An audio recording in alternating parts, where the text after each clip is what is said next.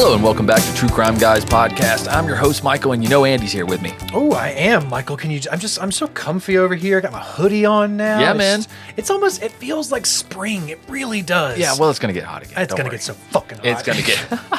We're gonna be sweating in here in no time, Andy. Don't worry about it. Get the tank tops out, baby. Bring out the guns. That's right. We'll figure it out. We'll suffer through it. But guys, before we get into this case that we're gonna suffer through today, it is a brutal one. Mm-hmm. Yes, it is, guys. A family annihilator, but it's not the father. No, it's not. It is not. But is he still a family annihilator? Would you still call him that? Yeah. If you're not the father, I've never heard that term used for someone who was not the father, though. We've covered people who've done this before, but yeah, they always kind of skip that term if you're not the father. They do. But guys, before we get into it, please check out Patreon, patreon.com/truecrimeguys, where for just $3 a month, you can get access to these episodes early, ad-free, with bonus content. But today, we are talking about Trey Eric Sesler. Mm-hmm. Yes, he was on YouTube in the what I like to call the early days, Andy. 2005, 2006. The Wild West days of YouTube. The Wild West of YouTube. It wasn't connected to Google. Yeah. There were no parameters for YouTube content. There were no guardrails. There were no guidelines. There were no. Like, could you imagine how many people would get doxxed nowadays? Yeah, and the stuff that they put on YouTube back in the day? Dude, you could find anything on YouTube in the early days. It was an open source. It was basically the Silk Road of videos. Right? It might as well have been HBO. It really right? But, guys, on March 20th, 2012, Trey Eric Sesler, he was 22 years old at the time. He was a YouTuber, but he shot and killed his parents and brother in Waller, Texas.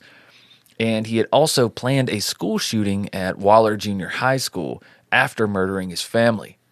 But while sitting in the parking lot, he changed his mind. Investigators say that Sesler was heavily inspired by the Columbine High School massacre, and that is an understatement. Oh, yeah. Heavily inspired by or obsessed just with? Obsessed with, yeah. That and many other killers. Mm-hmm. Yeah.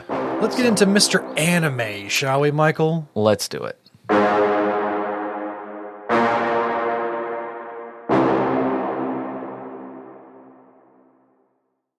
Hey everybody, Season 2 here, and today I'm ranting on something a little bit, right? Yes, I'm ranting on something a little bit anime unrelated. I'm ranting on all the shootings that have been happening. I'm a firearms owner myself, but it is a little bit disturbing to know that you could be a victim in something like this at these times. All the people that were victims, you think it won't happen to me, but sometimes it does. But seriously, every day I open Yahoo, I'm like, well, time to see what today's shooting is, and hey, there's another one. So I don't know when it's gonna stop. I think it's why.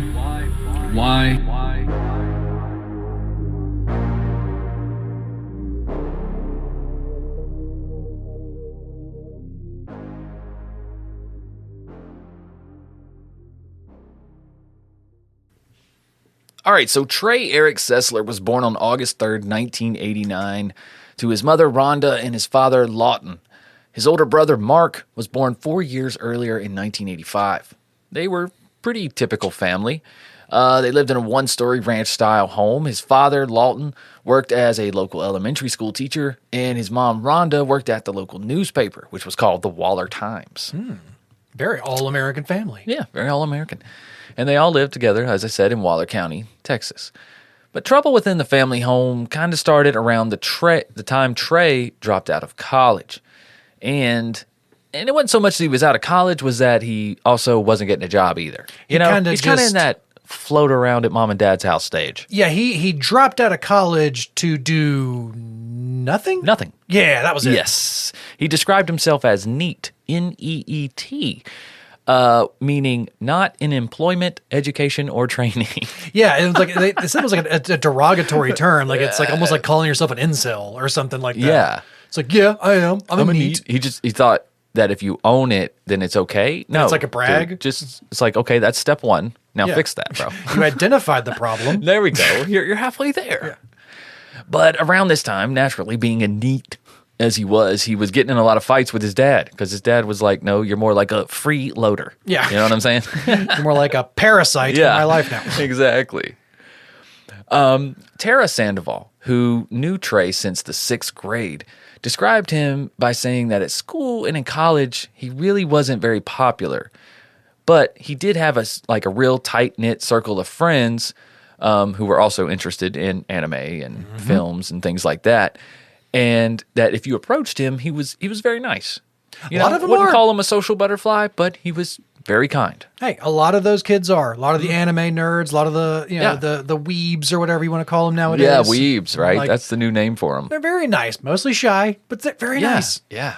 I mean, anime, I feel like a lot of people feel seen in anime because it is so emotional. And right? It's so expressive, ironically, for a generation that's not very emotional or expressive, ironically. And there's just so much of it. There's such a broad spectrum that you can find what speaks to you. Dude, these anime titles, absolutely insane. We should play a game one time for like some bonus content. Anime title or just some shit I made up.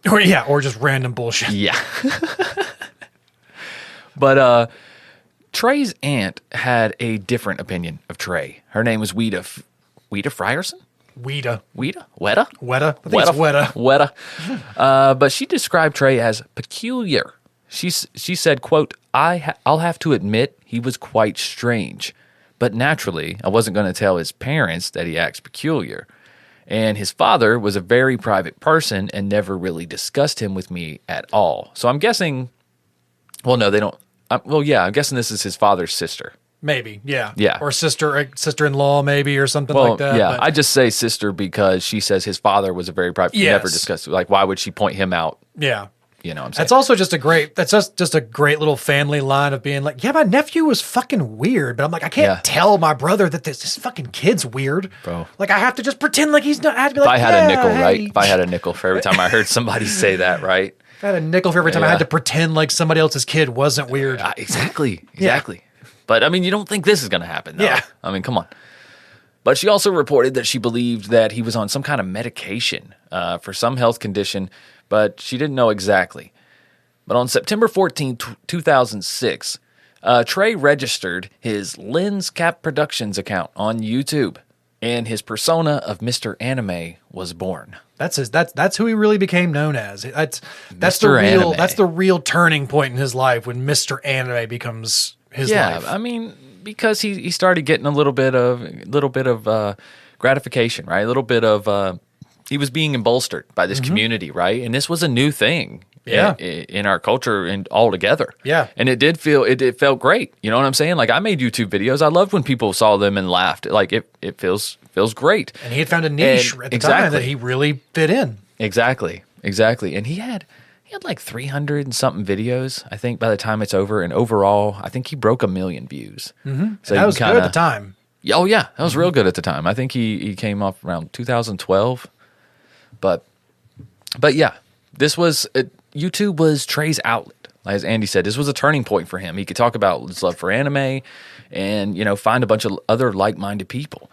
Online, Mr. Anime was known for having a down-to-earth, straightforward and very relatable personality. And he was chill. I've watched a lot of his videos. Yeah, I've watched some of them, yeah. His channel's been taken down, but a lot of his videos are still out there in shorts and whatnot, different channels. But this contrasted with many popular YouTube personalities at the time who would often, display like exaggerated characters and they were doing comedy skits. Now, Trey did do some comedy, but not a lot. Yeah, he tried making comedy skits. He tried doing his own little videos, making these. I was thinking about how it's kind of almost come back around about how like he was so unique at the time for being so down to earth and just kind of casual. Yeah, that there was a time where like streamers and people started becoming just casual and down to earth. And just talking to you, and now it's like, well, now you got to stand out in that field again. Yeah. So now it's these streamers got to be down to earth and normal and talking to you, but with an exaggerated personality, right? With green hair, with like a weird hoodie on and a giant thing behind them, and like a fake fritz. Like they still have to. It's like it's just come full circle. It's like, oh, you gotta be natural and down to earth, but now you still gotta stand out with exaggeration, baby. Yeah, exactly. So not only for having that style in a time when not a lot of people did, but he was also kind of coined for kickstarting anime. Or the interest in anime in general, at least in the United States. Yeah, and not entirely, but he definitely helped. At least on YouTube. Like he kind of on YouTube. Yeah, he kind of was one of the first like anime review channels that people started kind of regularly watching. Exactly. And he would often write and star in his own YouTube skits with his brother Mark, who he was extremely close to. He described as his best friend. Trey also made videos where he spoke about his opinions, including one where he shared his fears around the rise in mass shootings across America, which that was the audio that we played in the intro. I just thought it was ironic. Yeah, right. He sounds so sincere almost in the video he does. too. And then it's just a harsh comparison to see the downhill slide that he takes after that, like where he seems so sincere in that video, and then you start to see the decline after that video of like his mental health going down. Yeah, and it's not long either. In that video, he said it was unnerving to believe someone could be the victim of a violent shooting at any moment. Just unnerving. As Trey continued his videos, they slowly became darker in tone and in content. He changed his regular intro to a clip of him shooting himself in the stomach. Yeah, and it was a fake video intro clip, obviously, where it's like he's shooting and like getting shot in the stomach and like falling over as like it was like an intro clip. Yeah, it wasn't like a literal video of him taking a gun and pow. Well, no. But honestly, you probably still could have put that on YouTube back in the day. Yeah, you could have. I mean, just even having shooting somebody in the first of the intro. Mm-hmm. That would probably get flagged nowadays. Listen, I guarantee you can find a listener right now who watched Saddam Hussein get hung on YouTube. It was on there. So people saw death on YouTube. That's not even remotely a challenge. Oh no, absolutely not. But in 2011, his viewers noticed changes in Trey's behavior. Like for one, he started describing these instances where his family pets were going missing. They had a lot of family pets. They had a lot of family pets. And like my question is, what's with the family? Why are they not wondering where the pets are going as well? Like all of a sudden we're losing all our pets? Yeah. We've been perfectly responsible pet owners up until this point. And now our pets' heads are falling off. Our pets' heads are just falling off. But yeah. And he was sharing on his Facebook page that they were looking for the family pet rabbit currently. There was also a video of him taking the rabbit outside. Yeah, did you see that? Did you see that clip? Yeah, it's like it's supposed to be like a skit that he's doing where he's like takes the rabbit, he's like, "Well, you're gone." Like takes it out and he's like, "You're gone." And like he does like a skit or whatever, but like people start kind of going with these videos of his, and they start kind of building rumors off of them, and like, like the rumor mill starts going pretty soon. Yes, and a lot of these rumors started right there in Trey's County in Texas. And these rumors were talking about him running around the town at night with a gun, shooting empty buildings, killing animals. And some users even reported that they had witnessed him doing these things themselves. Mm-hmm. People were commenting on his videos. Yeah. First-hand accounts. They said he was also drunk a lot of the time. Yeah, that he like we said, you could start to see the decline in his mental health around this time, and he does start drinking rather heavily around this time. He does. And it could be because he got a bit of bad news. On December 11th, 2011, he uploaded a video entitled "Very Bad News, Please Watch," in which he shared that he had been diagnosed with pneumothorax, which is a medical term for a collapsed lung caused when a hole in the lung is leaking air out into his chest cavity. And it's usually caused by some sort of chest trauma. Yeah, it's normally caused by fucking trauma. It's not, you don't normally just like cough too hard and blow a hole in your lung. That's not something that happens. You don't lean over or fart and then just all of a sudden you're leaking into your chest cavity. You think he's just doing this for sympathy? I don't know, or maybe something happened and he did get he got an injury and something happened to him, or maybe he accidentally shot, like he's running around shooting a gun. Maybe a bullet clipped him or something like that. Or in the lung and not in the chest? I mean, there's no way, dude. I mean, I don't know, but you like I said, you don't really get like a collapsed lung from doing nothing. You know? Right. Yeah. I don't know. It's weird. The whole situation is weird. I couldn't really confirm it one way or the other. But he did make this video, and he did say that he did. He also explained to his viewers that he was short of breath, in pain, and not sleeping much at all. Okay. But soon after, in early March 2012, Trey was around 22 at this time, he uploaded his third to last video called Mr. Anime is Planning Something. Ooh, very ominous. Very ominous. In the video, Trey shares that he has some big plans coming up, and he'll be unable to commit to his regular upload schedule. And here's a quote from the video. Andy, do you want to read this? Yes. Well, hi, everybody. This is just an update video to let you guys know that I'm going to reward myself with probably a 2 or 3 week break coming up here from YouTube videos, anime reviews in particular. I might do some blog stuff. I want to thank you guys a lot for sticking with me and watching the channel. I got more subscribers than ever. I have more views than ever, and everything is going really good. So I'll probably be putting out some blog videos, like I said, and I hope you guys enjoy those blog videos. I hope you definitely enjoy those. I'll see you with some blog videos. So thanks for watching my channel. Yeah. Did you get that he was making blog videos? I think he was making blog videos at some point. I think he's going to go to blog videos. Something tells me. That's like he's just you can see he's not as fluid as he used to be on his channel. Like he used to be he was like at this. I mean, the man was eating on camera. That's comfortable. Yeah, he was good at talking. He was good at being on camera. People liked listening to him. And now this last video, he's just repeating himself and just kind of staring at the camera, being like, I have more views than ever, and everything's great. Yeah, it's like, well, dude, tell your face. Yeah, tell your face, tell your body language. Something ain't right. Yeah. And then after, it's like he's just polluting his feed with a bunch of bullshit, because shortly after this, he uploads a video saying that he found his dream job in the film industry and was looking forward to his future. Just happened to find it? Okay. But don't you have a hole in your lung? I mean, what about that? Yeah. Hello? What kind of job? You would think this guy would be bragging about this. What jobs you get? Come on, is it? Let's hear about it. Yeah, he didn't share anything. There's no evidence to back this up. Many people, including even family and friends, believe that this job never existed. It's all bullshit. He's just trying to muddy the waters or something right here. I don't know. Or maybe he was kind of almost in like, there's some people that very question his mental state and how he was like almost like hallucinating, or whether he was like seeing things or he was just believing things. But like, maybe he thought he had a real job offer, or maybe he was kind of going crazy. But I think either way, maybe he was just he was kind of like losing himself to some of the fantasies. And he was binge drinking a lot. It's like he hit 21 and that motherfucker just went nuts. Yeah. And he talks about later on about how he was fantasizing about doing this for a while. I feel like he just started kind of like living in the fantasy. Maybe he thought he got this job. He was like, that's the fantasy. Maybe the urge to kill was literally growing. And so he was trying to kind of quell it with alcohol. Yeah, possibly.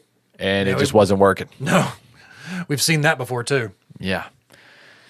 But on the night of March 19th, this was 2012, Trey was once again binge drinking all night into the late morning. And at some point in the early hours, he called his mother into their garage to look at something on his car. But when she walked into the garage, he shot her point blank 4 times in the chest. Rhonda died instantly. It's very telling too that he kills his mom first. And like he lures his mom away and kills her first. Yeah. And a lot of people think about like, oh, you usually take out like the biggest threat first, or you take out like if your dad's going to be there, you take out the threat first and you work your way down. But it's like he took out his mom first, and he talks about how he's like, well, I guess I got to go through with the rest of it now. Exactly. Like he's like, I couldn't tell my brother and dad that I just killed my mom. Yeah. Like you went and got the weakest person in your family to an extent, and almost to like work up the courage to see if you could do anything else. Yeah. It's like if you got the one person who was not going to put up like a fight at first. I mean, why would she even suspect it? Yeah. And like I said, she's going to put up the least amount of a fight. She's not going to suspect it coming at all. And even if she does put up a fight, she's not going to put up as much of a fight as your brother who's 4 years older than you, or your dad. Right. So there was some weird. He was being weird. Yeah, but like very much. And maybe his parents were a little too permissive. Mm-hmm. Maybe they were. Maybe they were a little too lenient. Maybe they should have pressed a little harder on the signs. Because one thing that struck me as odd is like around this time he would walk around the house with a gun, like just a loaded gun, just like a rifle over his shoulder. Yeah. One point in time, he had called the police and said that someone was shooting at him. Yeah, the bullets were whizzing by his head. So he was ready to go. His paranoia was growing. It was weird. We'll talk more about that at the end when we talk about like his reasoning and whatnot. Yeah. But at this point, after he killed his mother, he was fully committed to his plan. And his brother, Mark, obviously heard the gunshots, and he's like, "Hey, Trey, what the hell's going on?" But Trey doesn't answer him. He just goes to his bedroom. He gets a Glock 9mm from his room, goes into his brother's room, and shoots Mark in the head. Now, hearing all the noise, Trey's father is now sitting up in bed, confused, and asking what's going on. Trey steps out of his brother's room and enters his father's room, where he shoots his father in the head. I think twice. Yeah, he shoots his father twice. Because he even says he's trying to make sure everyone's dead and that no one suffers. After he shoots his father, he decides to kind of just go back, retrace his steps, and he goes back to where Mark was lying, and he's gone.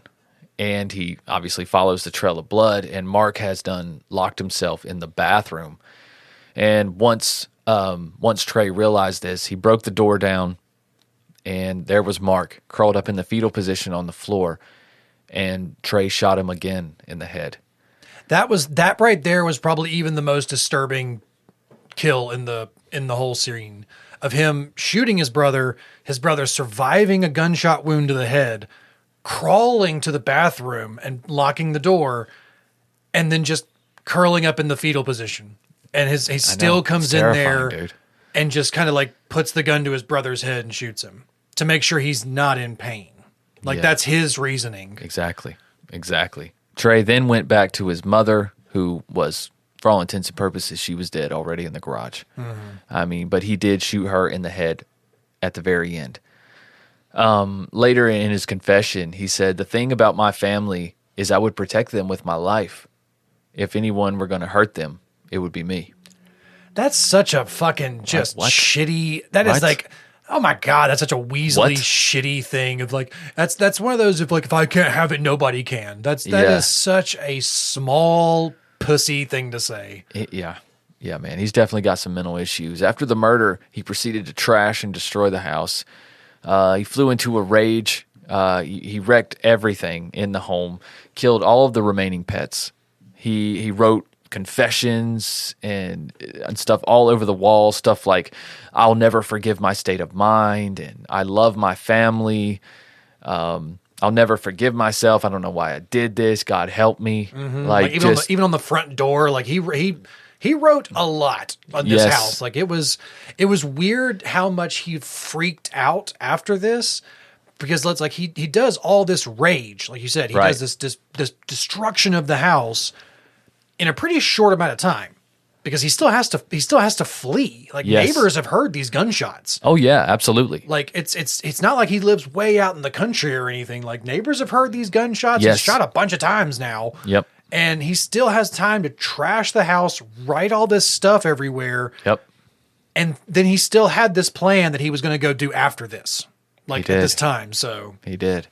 So at this time, he flees the house. He's in a 2010 black Ford Mustang, and he's got his rifle with him. The police were called by neighbors who obviously heard the gunfire, like Andy said, and concerned relatives also who couldn't get in contact with the family. They also called the police. Police got there about 1 p.m. on March 20th, 2012. They found a message written on the front door, and that was where he wrote, "I will never forgive myself. I don't know why I did this. God help me." Police said the scene looked like a war zone. There was a tremendous amount of damage inside. So naturally, there was an immediate manhunt for Trey, which ended when he was located at a friend's house less than 24 hours later. Yeah, it wasn't much of a manhunt. Like he kind of like, they just kind of retraced his steps almost and just like looked around and like, where would he normally be? Oh, he's right over there? Oh, imagine being that friend, dude, when the cops show up. Yeah. You told me your mom kicked you out, you asshole. Dude. Right? Like, you told me your parents told you had to get a job. Right? Yeah. Dude. Yeah, what did that friend do? Or maybe that friend called the police and was like, he's here. Yeah. He's here. Yeah, he's here. But Trey immediately confessed to the killings. The police described his demeanor in the interrogation as constantly changing and shifting. He'd go back and forth between stoic and matter-of-fact, and then he'd be like really frantic and overly emotional and upset. It's like he was having trouble processing the whole events. You know what I mean? He was like, did this happen? Oh, yes, it did. I hate myself. Oh, blah. You know, he was just, it was weird. And there is footage of that. Investigators began interrogating Trey, trying to understand why, you know, a seemingly normal kid, a 22-year-old rather, would murder his family in the way that he did. And eventually, the details started to come to the surface. So as Trey fled the home that day, he drove and parked at the car park of his old school, Waller Junior High. He had planned to commit a mass shooting. His goal was to get the highest body count for the time, basing his intentions on the Columbine school shooting, of course, which he was obsessed with. He had seen the main documentary. I can't remember what it was. I've watched it a while back, but he'd seen that documentary like 50 times. Yeah. He knew the name of every victim. He knew everything about that case. But he wanted to surpass that. Yeah, he wanted to be way bigger than them. Exactly. So he had a plan. He was going to wait for the Waller Junior High homecoming game, and then he would just simply fire into the stands. And then as people would be, you know, in crowds panicking and tripping over each other, he could then shoot as many people as possible before he was caught or shot by the police. And he explained to the police that he had been going out at night around the town, starting small fires, shooting empty buildings, and killing his pets as well as other animals to prepare to take human lives. So all those internet rumors, they were all true. Yeah. Like I said, they talk about his mental health declining, but yeah, him saying like he was literally trying to train himself to be better prepared to take human life. That's what he needed to do. He was working his way up to it, yeah. Mm-hmm. And this mass shooting that Trey was planning, he had been planning it for several years. And that was the murder. That was the motive for the murder of his family. You see, he thought that his family could not bear the shame or guilt, or he couldn't bear the shame or guilt, rather, right? Really, that's really what it is, of his family knowing that he was a mass murderer. So to save them from that, he was like, I'll just kill them first. Yeah, to save them from the embarrassment. Exactly. And definitely not have to save me from having to look my family in the eye after I commit a mass murder. Exactly. Definitely not. But yeah, he claimed he killed them in mercy to spare them that knowledge.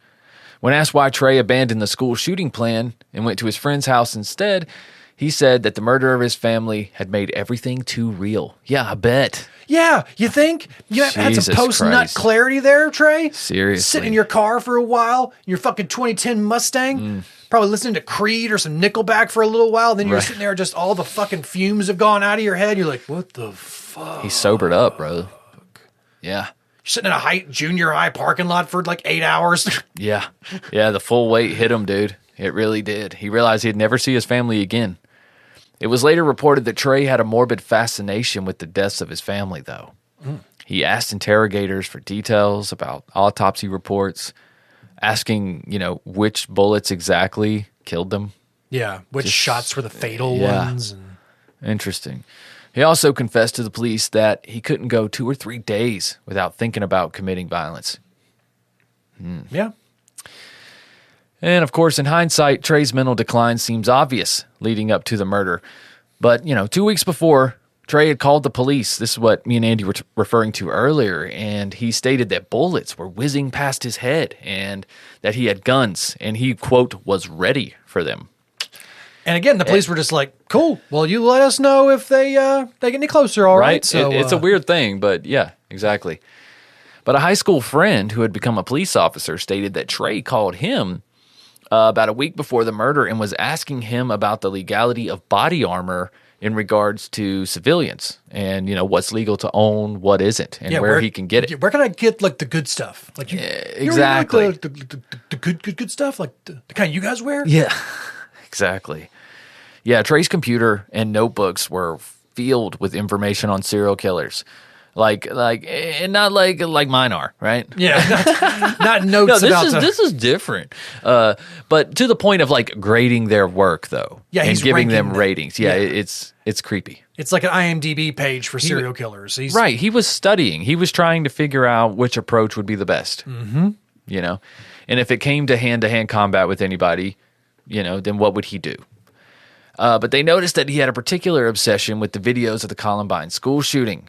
Obviously, that's Eric and Dylan who committed that massacre that killed 13 people in October of 99. Yeah, he watched this documentary over 50 times, as I had stated earlier. He also had been studying aerial photographs of Waller Junior High to help him plan his massacre and possibly an escape. Man, one of the things that I also thought about when I was just thinking when you hear about his plan of going to a junior high football game. Yeah. In Texas, right? You don't think that maybe, just maybe, right. I'm just throwing it out there. Maybe there's gonna be a couple quick draw McGraws. Yeah, there's a couple cowboys out there. There's a couple cowboys out there who might just you walk onto that field and you might get a quick 6-shooter to the hip before you even like raise that rifle, boy. Well, he's going to be shooting from a certain spot. You know what I'm saying? Like, yeah, usually there's already a few shots fired before anyone can do anything. Yeah, he's not going out into the middle of the field to commit this massacre, obviously, because like I said, this is a Texas football game on a junior high field or whatever. I bet the ref's got a gun on his hip. Yeah, exactly. You're not getting far, but he chickened out, and thank God he did. It obviously sucks for his family. I hate that. But the fact that they died, it sobered him up. It let him realize the finality of his plan. And he ultimately saved a lot of lives. Scared him enough by having that little moment of clarity. Yeah. To not do that, to make it worse, it scared him enough. Exactly. So Trey pled guilty to the murders and was sentenced in August of 2012. He was given a life without parole and has not appealed or contested this ruling. He believes he belongs behind bars. So do I. You know what? I agree. You absolutely do, buddy. What? We agree on something. Do. Good. Hang out there. He's actually at a medical facility, like a psych ward. Yeah, I'm sure he probably kind of needed to be with one. Yeah. His mental health was very much declining at this point. Mm-hmm. And after he was incarcerated, a couple years later, there was all these rumors circulating that he had killed himself. Not true. Yeah. He did not commit suicide. These were all unfounded. He's actually still incarcerated under Texas Department of Criminal Justice at the Jester 4, the 4th facility. And Trey, which, like I said, it's a psychiatric ward. Usually it's only like a short-term ward, but there are people who are kept there for longer periods of time, obviously. Trey happens to be one of those fellas. But Trey's Lens Cap Productions YouTube account was not terminated by YouTube until 2020. Damn. So those videos were up for 8 years. Mm-hmm. Yeah. YouTube was, still learning, I guess, in 2020. God damn it, YouTube. Right. And there was nothing necessarily bad on the videos. It's not like he filmed it or anything, right? Those were just a lot of them were just his regular anime videos, and then, of course, the blog post. And I'm sure those blew up. Yeah. In those later years. I could just see YouTube being like, we'll demonetize them. Yeah. For you. Right. So you couldn't give proceeds to like the family or something? Yeah. I could see that would be YouTube's thing. We'll demonetize them. Yeah. But of course, like everything else online, these videos are still out there. You guys can see them on Shorts and YouTube and TikTok and all sorts of things, and kind of get an idea of the type of videos that Trey Sesler, Mr. Anime. Mr. Anime. Mr. Anime. I mean, it's a big name that's like a Mr. Beast name. That's how early he was in the game. Wow. To have like just Mr. Anime, that's no numbers after it. That's like getting a screen name back in the day where you're like, I ain't got to put a 2 at the end. Right. Fuck yeah. I got this before anybody else. Motherfucker, right. What's up? Yeah. Didn't have to put 6969. Didn't have to put 420. Yeah, exactly, dude. Yeah, but fuck that guy though, man. I mean, this is one of our, like I said, family he wasn't no visionary or nothing. He was just on there ranting because he didn't have no damn friends, especially after high school. No, I like how he came back to I was talking about earlier when it's like a family annihilator. They never call the family annihilator unless it's the father, right? Generally, yeah. And it's like they need to have other terms for that. Like this is the son or the family. Like, there needs to be different terms. Like I remember a comedian one time saying, like, if a father leaves their kid, then that kid's now a bastard. And if a mother leaves that kid, they don't have a word for that because moms don't do that. So there was just like this kind of like, just like blank thing, just, open terms there. There needs to be more family annihilator terms. Like if you're the father, you're a family annihilator. If you're the son, you're like I don't know what you would be called, like a parental murder. I don't know what I mean, this guy was a real family annihilator, though. Even killed the pets. He really did. Yeah, he took out the pets, too, even a rabbit. God damn, dude. like everything. Dude. There was one video where he was holding a rat. I'm sure he killed that little rat too. Yeah, obviously. Yeah. But still, like he kind of like, you watch his videos, he does give off like school shooter vibes. I hate to say it after a while. Once you start, like, you're looking at him, you're like, yeah, we've seen this vibe before. He does kind of got those dead eyes. Yeah, we've seen your vibe before, man. Yeah. A lot of funk on you. Yeah, dude. Even Oh My Guy, I couldn't save this guy. No, not that. You couldn't save the funk off this guy. He needs to keep his funky ass in psych ward in Texas, for sure. But the rest of us can enjoy Oh My Gaia, which is an innovative, all-natural deodorant, fragrance, and beard oil company. And guys, of course, Oh My Gaia uses only paraben and aluminum-free products, guys. Their innovative line of deodorants inhibit the growth of odor-causing bacteria while still maintaining effectiveness. And you can check out all their scents at ohmygaia.com. That's OHMYGAIA.com. You can also check them out on Instagram at @shop_ohmygaia. Make sure you give them a follow. Find out about all kinds of deals and specials going on. And because you guys are True Crime Guys listeners, you can use the code word Crimepine for 15% off your order. That's Crimepine, CRIMEPINE, no space. All right, all this information is right below the description of this episode, guys. You can also check out links to Patreon and all kinds of other fun stuff. You may have noticed on our logo, it says Believe in the corner, and that's because we have joined Believe Network. Yes, we have. So we are a Believe Network true crime podcast now, and I hope that means big things for the show. I believe it does, Michael. I'm going to believe it will. Hey, how many times can we fit it in here? But yeah, guys, we're very excited about it. So yeah, hopefully you'll see some... maybe some feed swaps, or you might see some promos for other true crime podcasts that we like that are also on the network. So yeah, we're excited for that. And yeah, other than that, guys, things will be pretty much the same around here. Yeah. Yeah. We still got control. We ain't giving up that shit. It's still us. We'll still be still be charming. That's right, guys. Well, we'll see you next week with a new True Crime Guys case. All right. Until then, just keep on creeping. Bye.